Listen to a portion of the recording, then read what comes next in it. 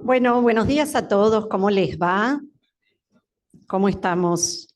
Día de calor en Buenos Aires. Bueno, para los que no me conocen, soy Constanza Massina, soy la directora de la carrera de Ciencia Política y hoy nos va a acompañar en esta charla Roberto Salinas León de México, que vino esta semana para el evento del Renacer de la Libertad. Él va a estar hablando con ustedes sobre el temperamento liberal. ¿Qué puedo decir de Roberto? Roberto, si les tengo que leer el CV y todo lo que hace Roberto cada día, no termino más. Y le vamos a poner play y vamos a empezar. De forma tal que ustedes después le puedan hacer preguntas y charlar con él. Pero lo más importante que tengo para decirles es que he conocido pocas personas tan generosas y tan humildes como Roberto. Además de ser un súper académico, un súper profesional, es una excelente persona.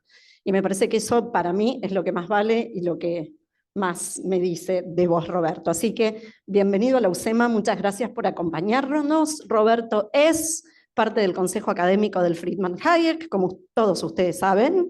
Y bueno, empezamos entonces. Tengo algunas cosas después para contarles de la carrera, pero les dejo el suspenso para el final, para dónde están las chicas. No las veo, bueno, para contarles nuestra última actividad de este cuatrimestre, pero les dejo el suspenso para dentro de un ratito, así lo podemos escuchar a Roberto y lo recibimos con un fuerte aplauso.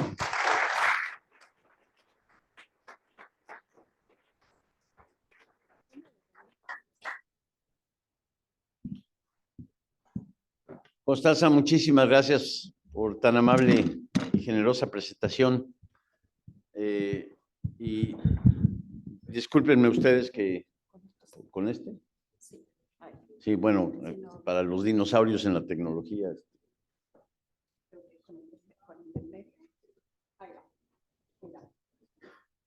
Listo.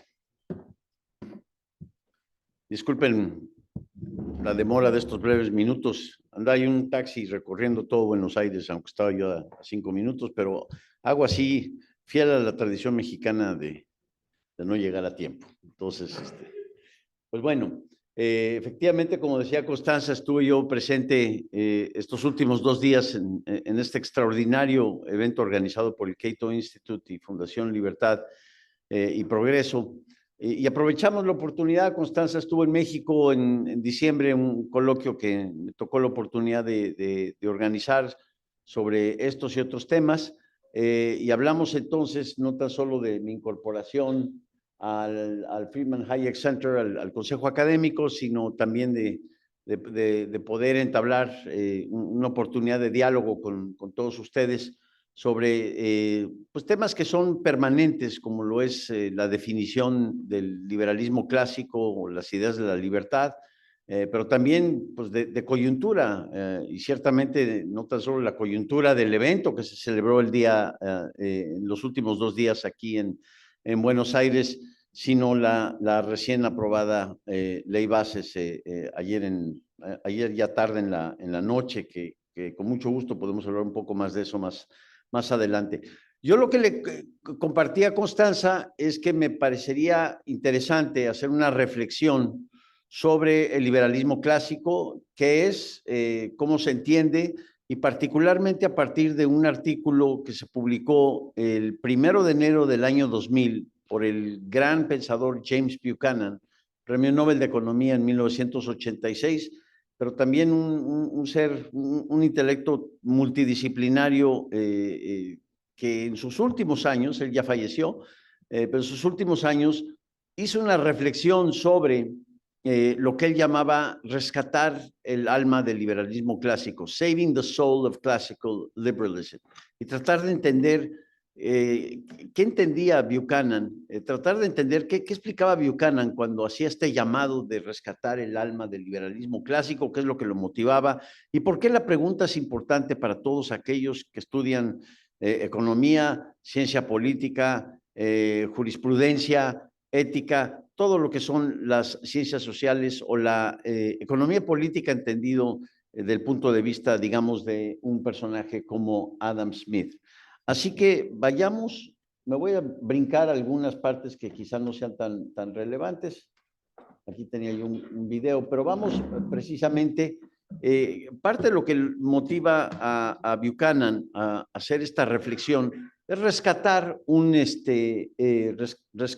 un texto que fue muy influyente en su momento, escrito por Friedrich Hayek en 1949, en un panfleto llamado The Intellectuals of Socialism. ¿Cuáles son los retos intelectuales de las ideas liberales? Y aquí, bueno, lo tengo en inglés, lo voy a hacer en Spanglish más o menos, pero básicamente aquí Hayek nos está invitando a considerar que a menos de que logremos comunicar o articular los fundamentos filosóficos de una sociedad libre como un tema intelectual con vitalidad y la implementación, un esfuerzo que se lleva a cabo con muchísima imaginación, entonces los prospectos para lograr una sociedad libre pues realmente son muy pocos.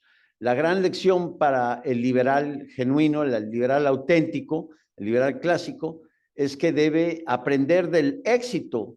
Esto es 1949, chicos, ¿sí? En 1949, el éxito de los socialistas fue precisamente su valentía de ser utópicos, lo que les ganó el apoyo de los intelectuales y por ende la influencia en la opinión pública. Aquí parece algo facilito. O sea, le ganó el apoyo de los intelectuales y por ende su influencia en la opinión pública. A mí me parece que Hayek aquí está confundiendo dos temas que vamos a hablar y que creo que también Buchanan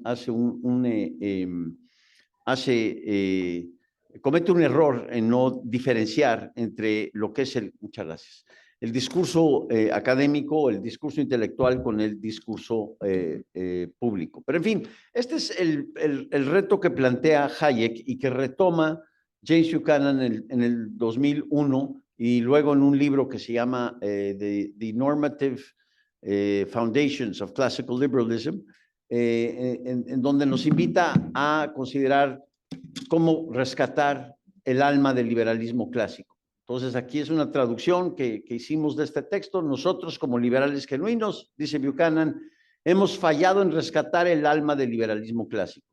Los libros y las ideas son necesarias, o sea, los intelectuales de los que hablaba Hayek, ¿cierto? Pero no son suficientes para asegurar la viabilidad de nuestra filosofía. El problema, según Buchanan, esto es la clave, reside en la presentación del ideal.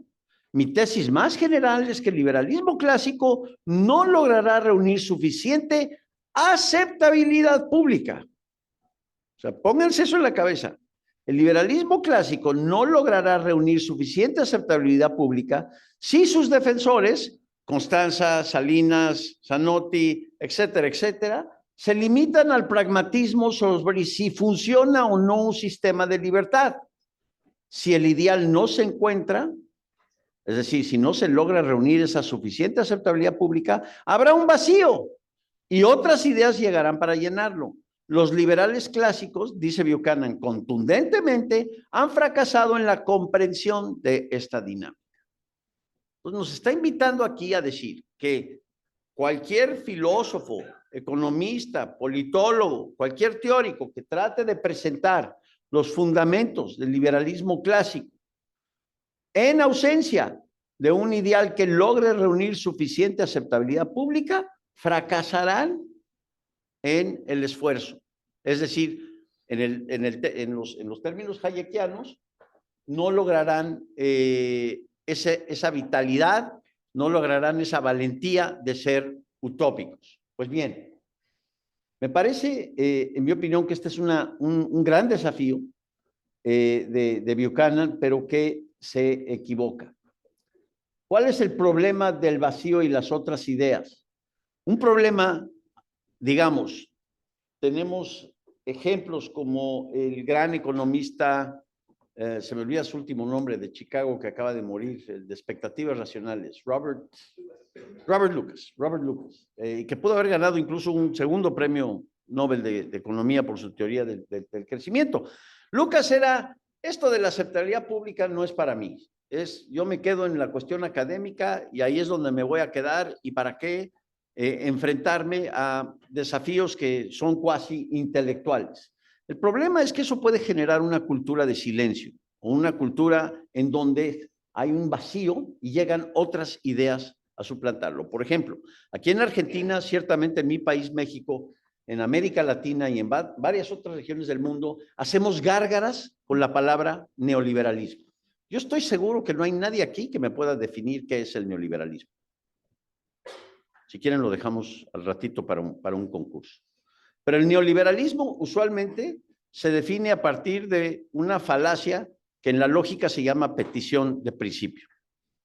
No nos pueden definir el neoliberalismo, incluso hay un estudio que hizo, salió en un artículo académico en donde hay 168 artículos que mencionan el neoliberalismo y que no lo definen.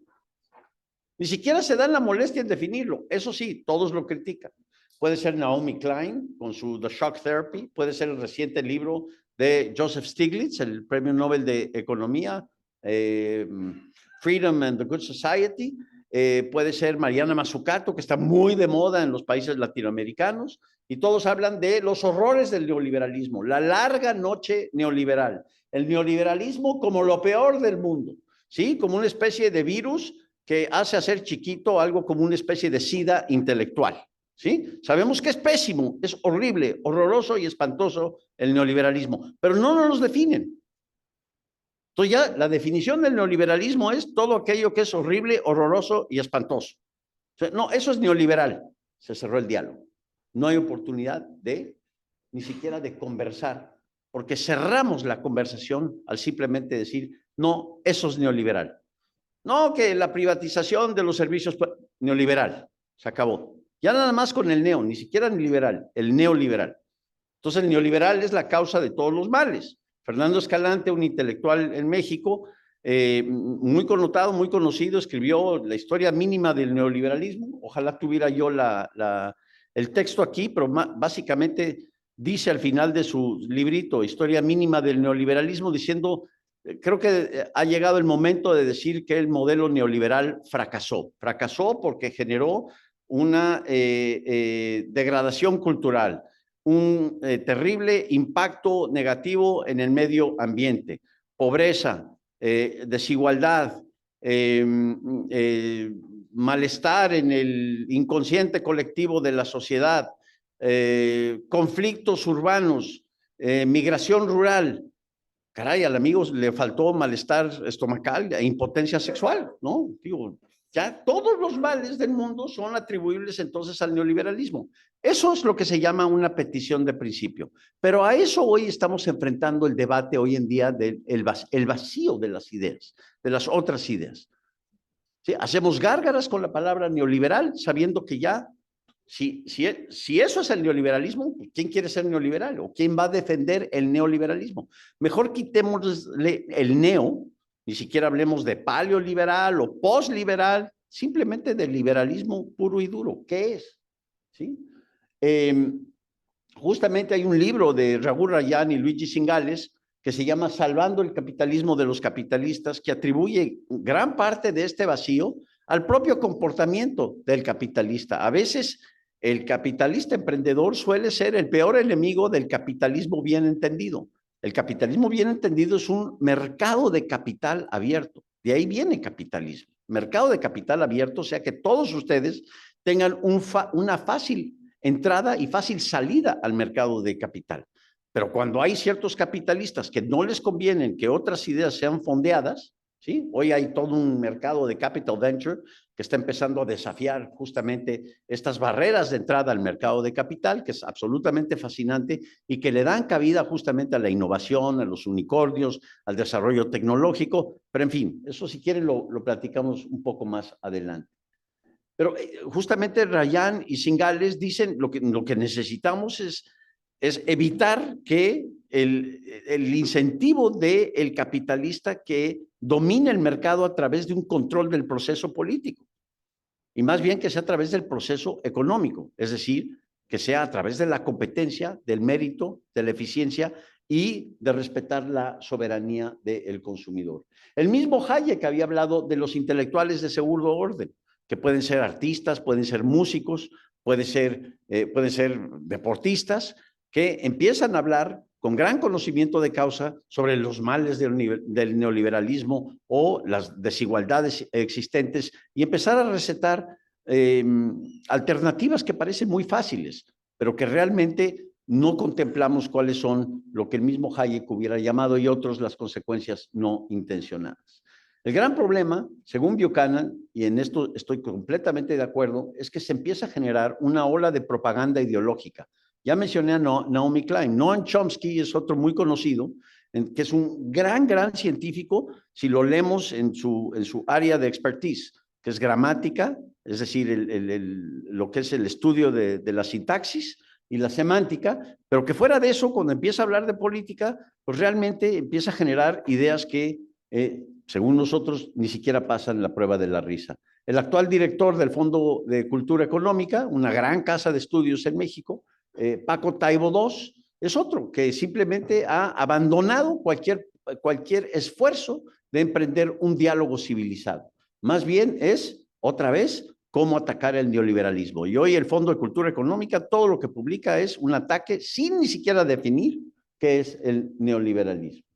En fin, hoy enfrentamos también una ola de lo que es populismo iliberal y identity politics, la política identitaria.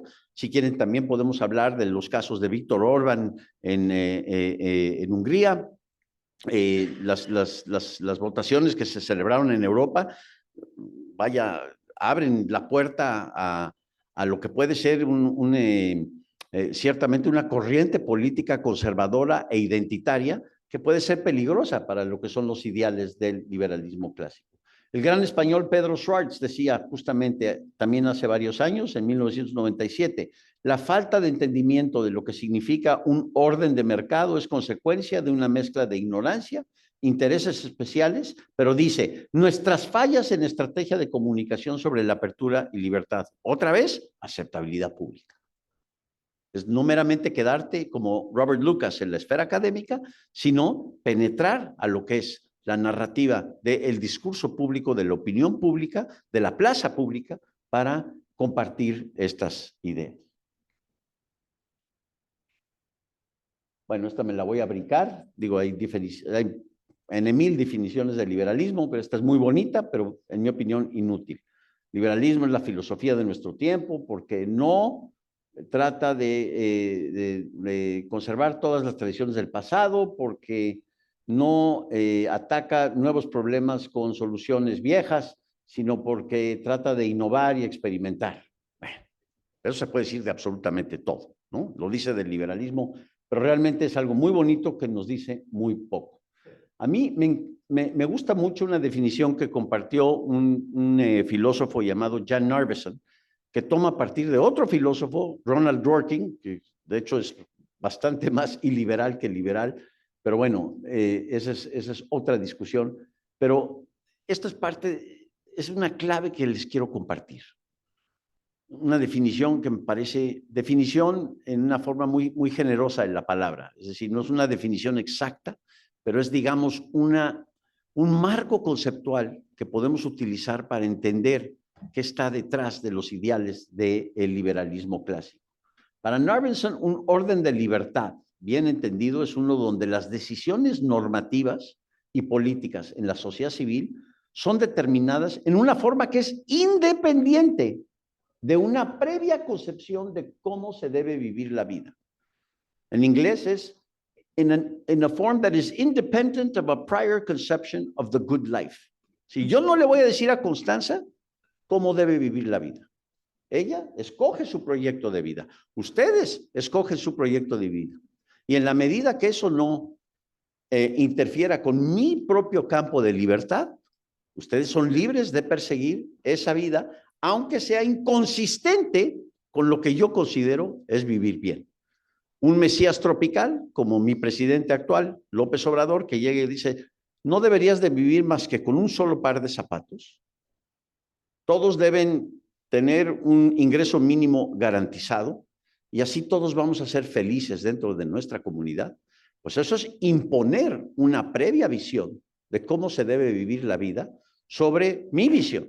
Y a lo mejor no le gusta a López Obrador que yo utilice un saco azul o tenga un iPhone 12, que llegue yo tarde a la conferencia de la USEMA, pero bueno, ese es mi proyecto de vida. Y no estoy interfiriendo con su libertad. Eso es vivir en una sociedad libre, que tenemos que aprender a vivir con aquellos proyectos de vida en la medida que no interfieran con nuestras libertades, con aquellos proyectos de vida que sean inconsistentes con nuestra concepción de cómo se debe vivir esa vida. Cuando el político habla, yo prometo hacer a todos vivir mejor, o cómo deben vivir la vida, ahí es cuando hay que correr. Ahí es cuando es un pasito que vamos a perder nuestras libertades individuales. Este puede ser el espíritu animador del liberalismo. Pero yo les pregunto a ustedes, bajo esta concepción, ¿el liberalismo es una doctrina, una ideología? ¿El modelo neoliberal es un modelo? ¿O más bien no es un temperamento ante el conocimiento? Es un temperamento que respeta cómo viven otros, cómo convivimos con otros proyectos de vida que sean inconsistentes con mis visiones, con mis ideas. Karl Popper capturaba esta idea con su concepto de la sociedad abierta. Vivir en libertad es vivir en una sociedad abierta. Octavio Paz hablaba de la crítica y la poesía como una forma de hacer libertad. No es liberalismo, no busco el liberalismo, busco la libertad. Y la libertad se ejerce a través de la crítica constructiva, a través de la poesía, a través de desafiar nuestras imaginaciones. El liberalismo de duda, que captura Jesús Silva Herzog Márquez, un gran politólogo mexicano, decía, pues Octavio Paz realmente era un representante de lo que podríamos llamar el liberalismo de duda. No el liberalismo de fe, sino el liberalismo de duda. Es decir, aquel liberalismo que duda de otros proyectos alternativos de nación, proyectos que intentan imponer una previa concepción de cómo vivir la vida sobre otros. Hayek mismo, en su gran discurso Nobel, The Uses of Knowledge in Society, hablaba que pues todos nosotros tenemos nuestro propio conocimiento tácito, ¿sí? De cómo hacer ciertas cosas. Y son millones de pedacitos de conocimientos que están esparcidos alrededor de la sociedad. Y de alguna forma, en libertad, nosotros nos coordinamos a través de un orden espontáneo y del lenguaje de precios para pues, hacer llegar cosas muy sencillas, como lo puede ser un lápiz. Hay un gran cuento que se llama Yo Lápiz, que habla de la biografía o la genealogía de un lápiz, cómo nace y cuántas millones de decisiones están detrás del hecho que tenemos ciertos lápices o tenemos todos los bienes que pensemos a nuestra disposición. Es una dinámica verdaderamente fascinante, pero que nace justamente de no imponer una visión, de no pretender la arrogancia de que puedo concentrar yo todos los conocimientos de una sociedad e imponerlos sobre los miembros de esa sociedad. El alma y el espíritu del socialismo son, por contra, las utopías al instante, de lo que hablaba Hayek al principio. El mismo Buchanan decía, el himno de nuestra modernidad es encárgate de mí. Pueden ser los subsidios clientelares, puede ser el Universal Basic Income, la idea de un ingreso básico universal, o puede ser, como dice Andrés Manuel López Obrador en México y otros líderes populistas en la región, la idea de una constitución moral que nos va a decir exactamente cómo debemos comportarnos. Hay otros grandes debates alrededor de la igualdad social y la justicia redistributiva. Uno de mis ejemplos favoritos es justamente el texto de Karl Marx, que habla de las 11, no sé si son 11 o 12 tesis de Feuerbach, pero en la 11ª tesis de Feuerbach habla diciendo que estudiar la historia, que el fin del estudio de la historia no es comprender la historia, sino cambiarla, cambiar la naturaleza humana, que seamos de individuos libres a individuos comunitarios. Si hablamos de arrogancia filosófica, imagínense ustedes, cambiar la naturaleza, el comportamiento humano, cambiar la naturaleza humana. Y si no cambias, pues hay formas de hacerte cambiar. Ese es ya otro cuento. Ricardo López Murphy, aquí en Argentina, siempre ha descrito de una forma muy poderosa que el alma o el espíritu animador de la utopía socialista es hacer el paraíso en la tierra. Añoramos las ideas del paraíso en la tierra. Y el paraíso en la tierra, mañana, ex nihilo, borramos la historia. A mí me gusta escribirlo como la vanidad. El común denominador de todos estos espíritus es la vanidad de la redención instantánea. De alguna forma estamos aquí en un combate entre el realismo de lo que puede ser el ideal liberal, un realismo modesto, un realismo humilde, caracterizado por Aristóteles, que tiene aquí en este magnífico fresco de Rafael que está en el Vaticano, es un fresco muy famoso, Aristóteles con la ética de Nicomaqueo diciendo, aquí está la realidad está alrededor de todos nosotros, ese es el sentido común, eso es lo que tenemos que estar estudiando, lo que hacemos en la vida cotidiana. Quizá no es tan rimbombante y tan pomposo de lo que quisiera el filósofo que pretende deducir todas las verdades a través de modelos y a través de toda clase de abstracciones y reflexiones filosóficas, pero ese es el espíritu, digamos, de el realismo inherente a la ética de Nicomaqueo, y está Platón junto a él diciendo, no, amigo, la realidad está ahí arriba y solo es alcanzable por el philosopher king, solo es alcanzable por aquellos que tenemos un acceso privilegiado a lo que es la realidad real, valga la redundancia.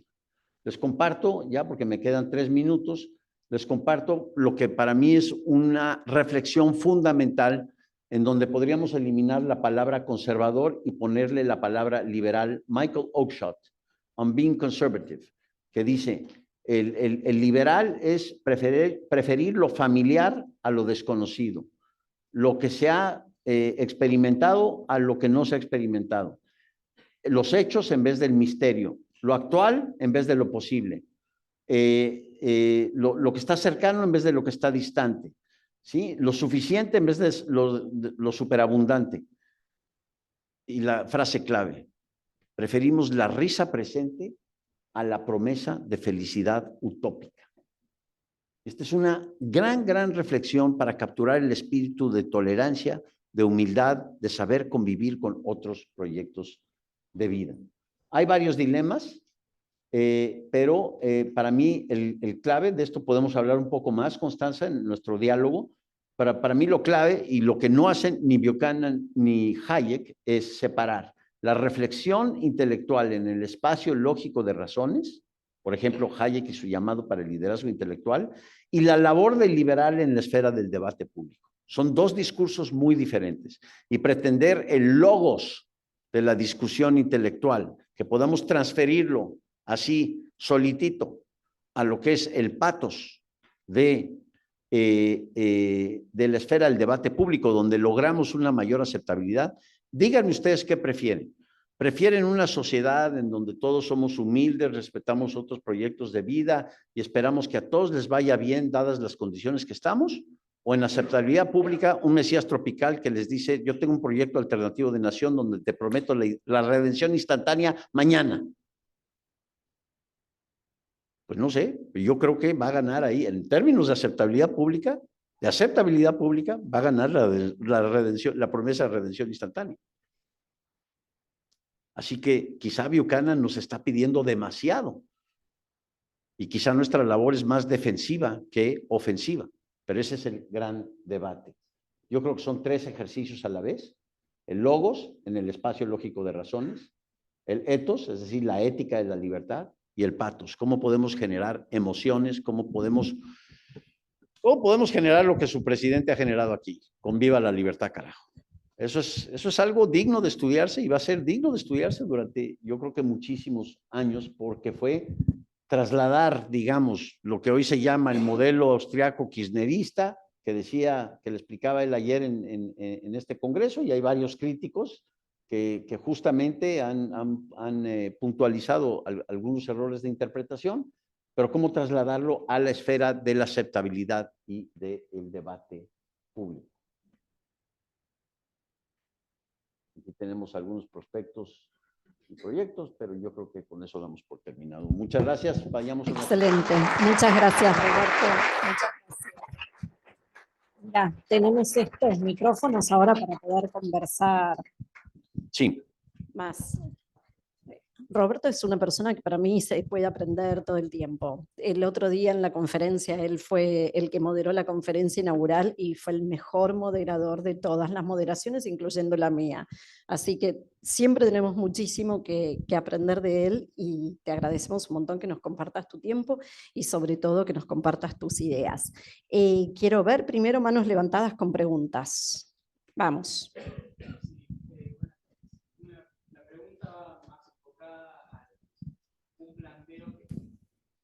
Una charla, no me acuerdo de qué pensador, sobre que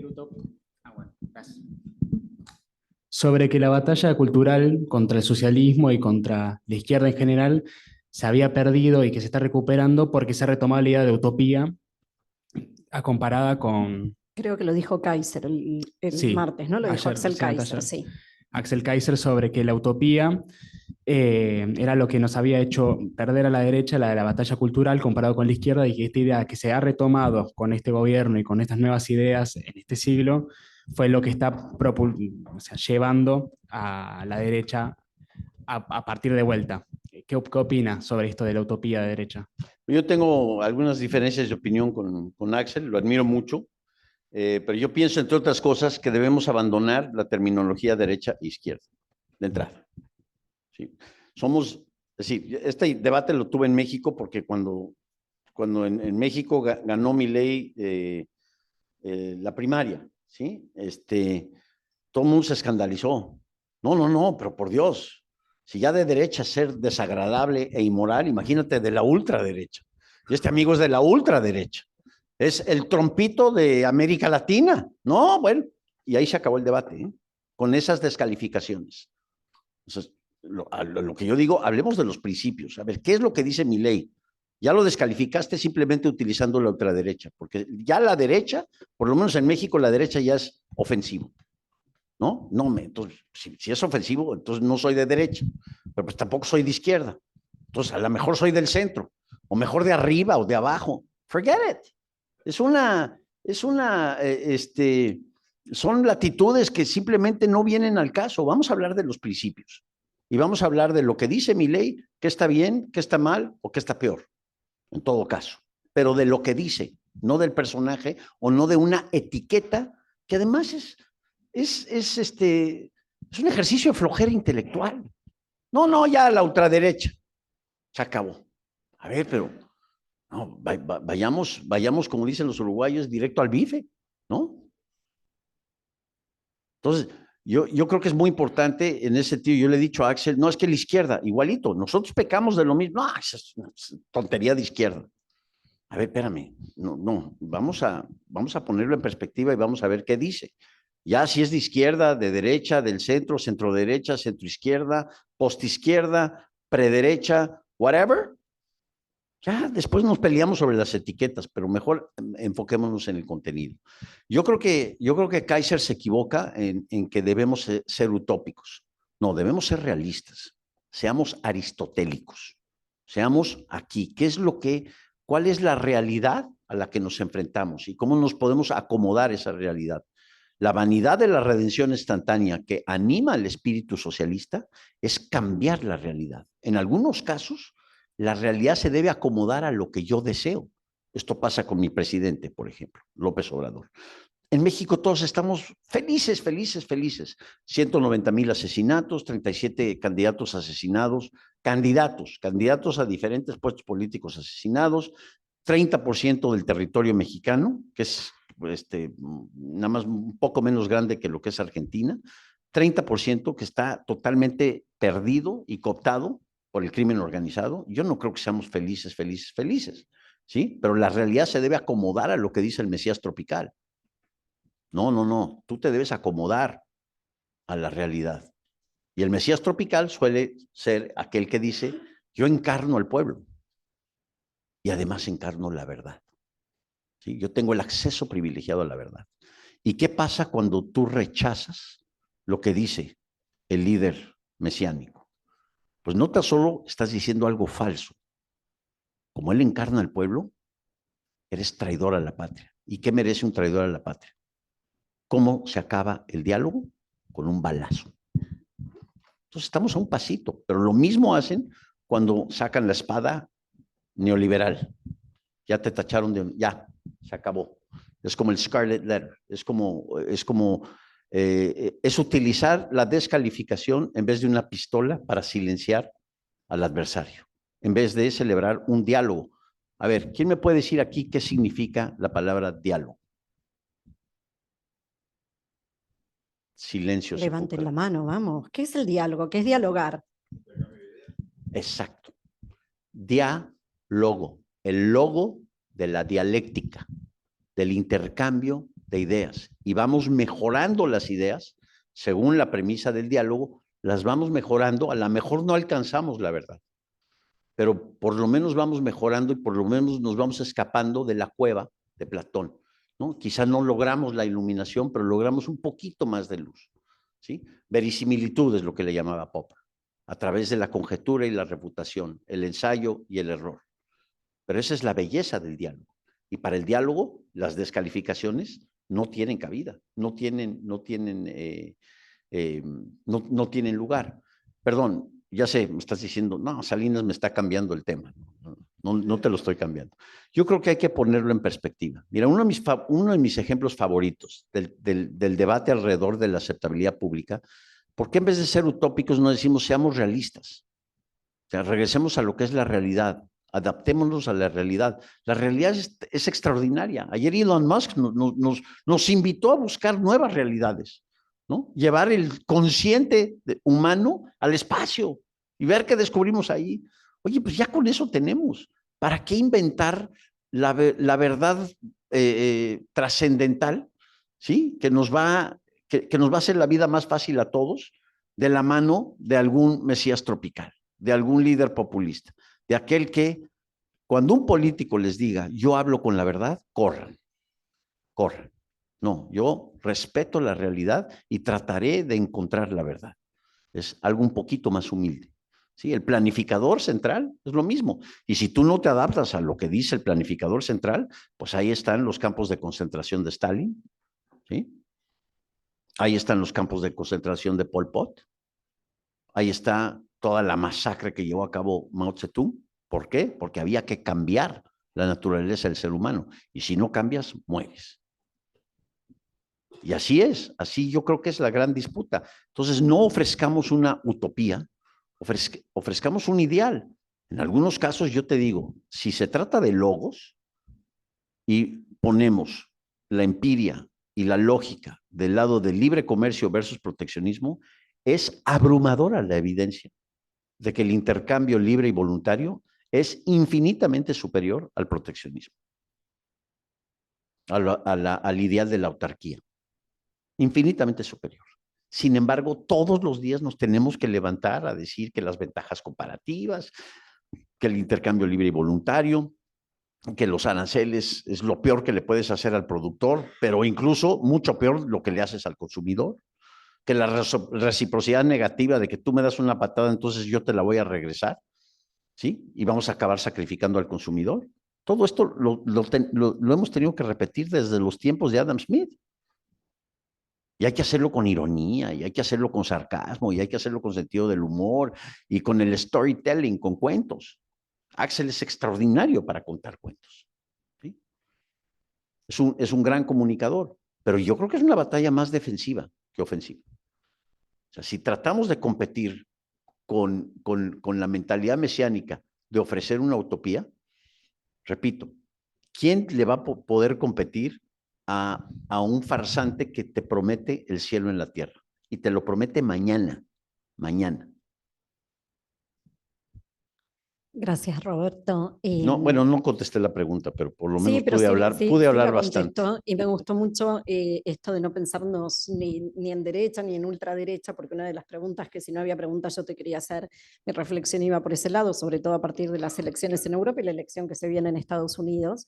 Y me gusta esto de sacarnos de la derecha y de la ultraderecha al liberalismo, ¿no? O sea, sacarnos de ahí, porque en última instancia incluso esa ultraderecha es pro Putin también, es el modelo Orbán que vos nombrabas antes, entonces no está bueno quedarnos pegados con esas etiquetas como vos decías. Pero vamos a las preguntas de los chicos, así tenemos poco tiempo para diálogo, pero aprovechémoslo. Facundo.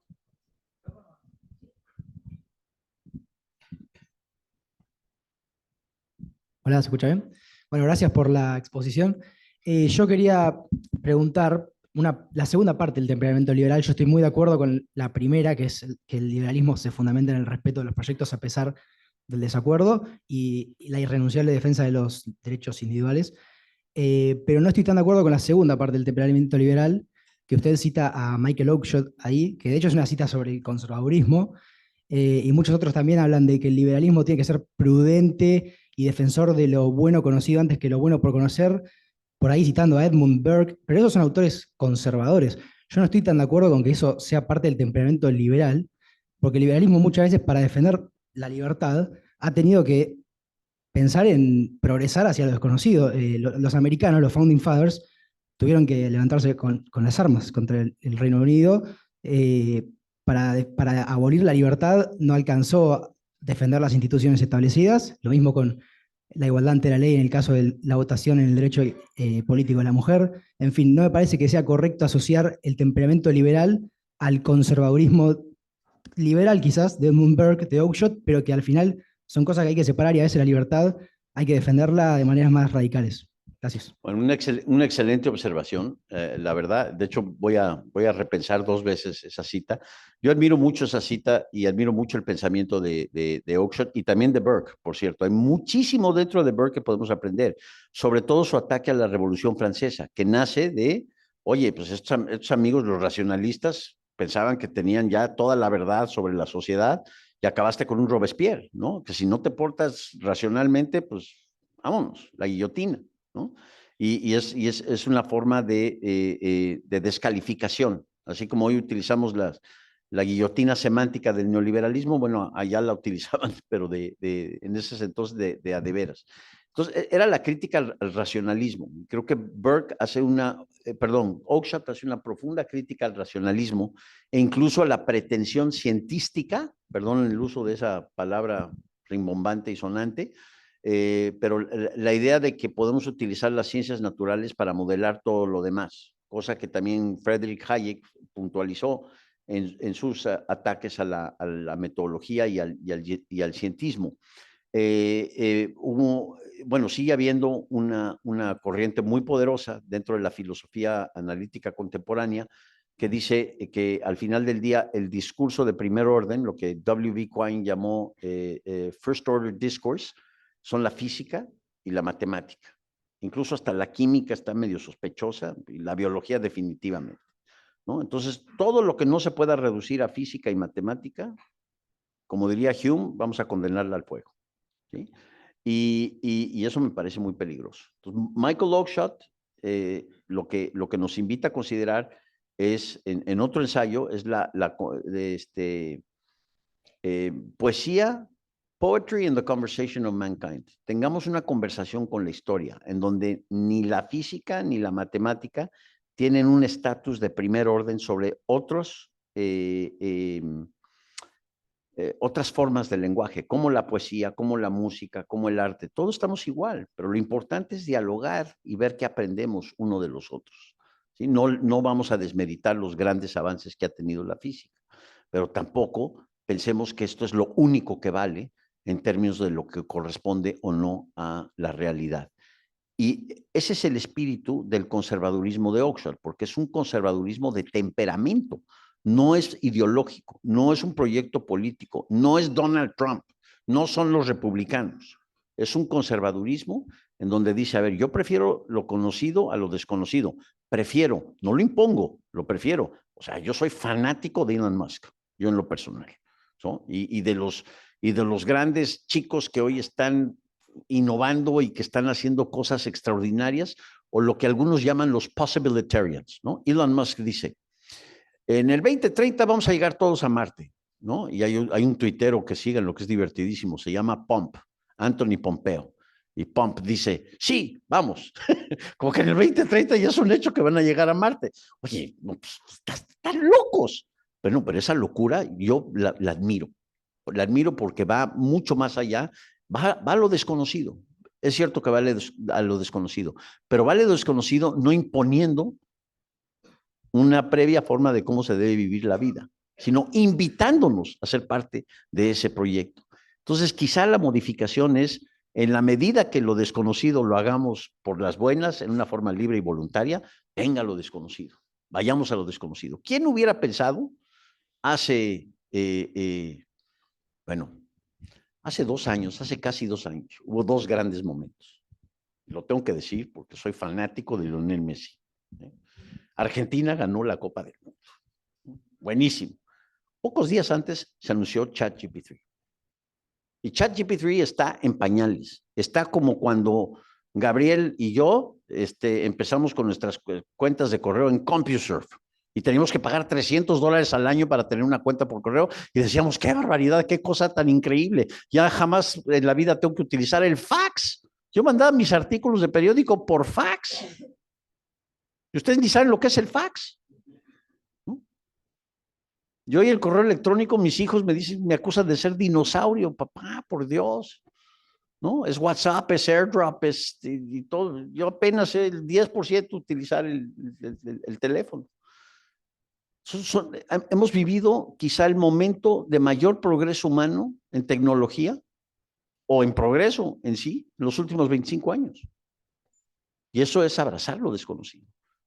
Pero lo abrazamos a través de las condiciones que permiten el progreso humano y no a través de la imposición de modelos preconcebidos.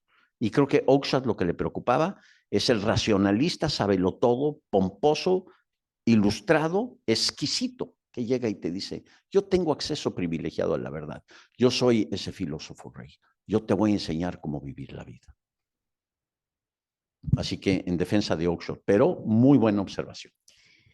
Roberto, me encanta escucharte, pero los vamos a invitar a que sigamos este diálogo ahora con un cafecito de ¿No hay por una medio. pregunta más? Sí, Ya pero me la quedé con hacen las mientras que ganas. charlan y toman café, si no nos van a retar. Mi último comentario, para agradecerte nuevamente, pero para también decirles qué lujo tener en UCEMA, en esta casa que defiende justamente las ideas de la libertad, que defendemos los mercados abiertos, la competencia y la democracia liberal, tener a una persona como Roberto Salinas acá acompañándonos y que sea miembro también del Friedman Hayek. Así que vamos a sacarnos una foto nosotros acá con Roberto con el cartel y vayan yendo si quieren para el cafecito, que ahora nos vemos en el café. Para mis amigas y amigos de Ciencia Política, el 24 de junio cerramos con el Zoom con Alberto Venegas Lynch desde Uruguay.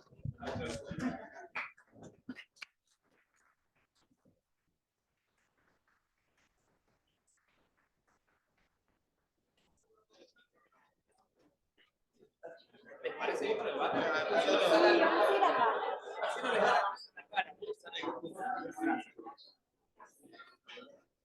Guarda.